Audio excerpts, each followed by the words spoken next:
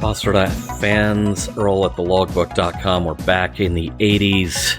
We're back home on the Odyssey 2, playing what may well be, if not the killer app, then this is a top 3 game on this platform for me.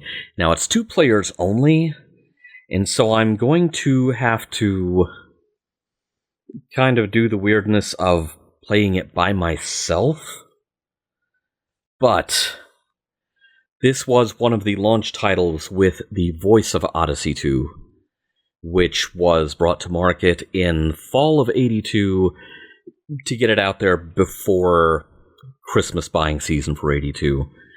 And the Voice of Odyssey2 was a large piece of hardware that you plugged into the cartridge slot of your Odyssey 2 console, and it had its own cartridge slot that you would actually plug the games into. The Voice of Odyssey 2 was a speech synthesizer, which was, at the time, you had Intellivision also doing the IntelliVoice. And so, I think the older platforms, in light of the fact that you had things coming to market like ColecoVision and the Atari 5200, they knew they couldn't compete on graphics, so let's make speech synthesis the new arms race for that generation of hardware before it gets completely phased out. The Voice of Odyssey 2 had 2 voices, really. It had a phoneme-driven kind of robotic voice, which is what you heard in Type Intel, which we've already done a video about quite some time back.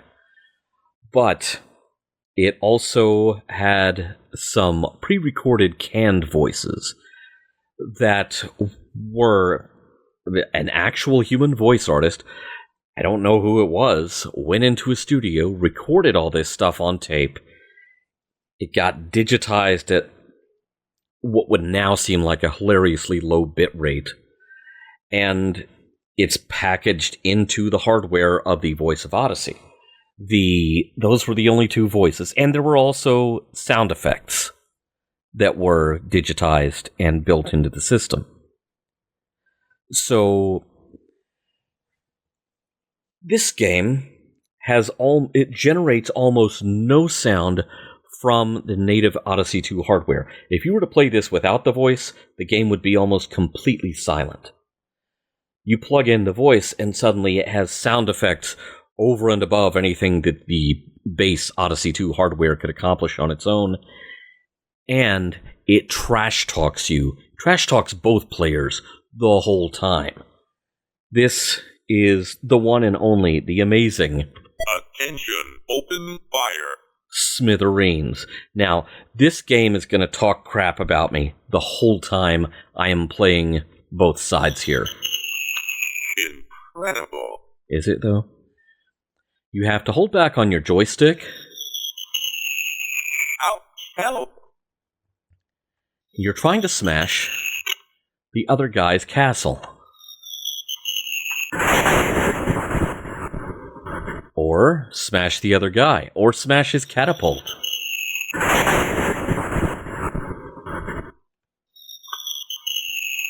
Do it again. You don't hold your joystick back long enough. Do it again. I will, thank you. There's a certain art to the timing of it. Especially since the castle, as you take chunks out of it, becomes a progressively smaller and harder to hit target.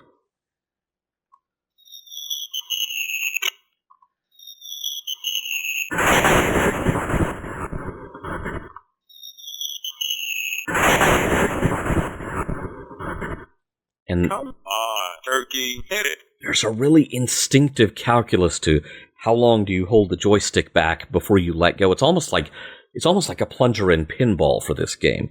The directionality of the joystick doesn't matter. It's how long before you release it, how much tension do you build up in your catapult? Too little and you don't hit anything. And it's actually possible, if you accidentally let it go way too soon, you can smash your own castle. That's bad.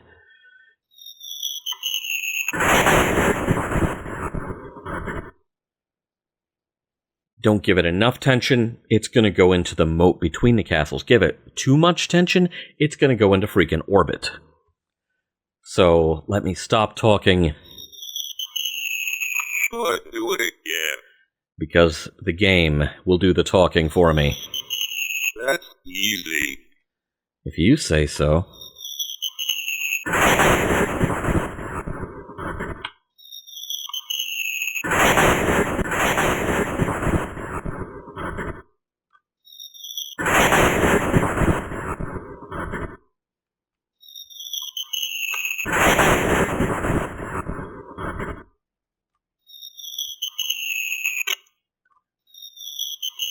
That's easy.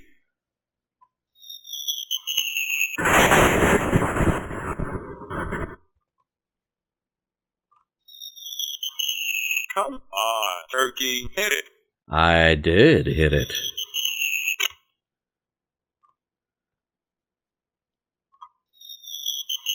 Come on, turkey, hit it. Ooh. I had to leave a mark. That's easy. It gets really hard to hit the castle. It becomes harder and harder because it's a smaller target. The more chunks you take out of it, it's a smaller target. That's easy. Hurry, attack, turkey. Move the attack turkeys to the front line. Deploy the attack turkeys. You blew it. Uh-oh. Uh-oh, it's getting real. Do it again.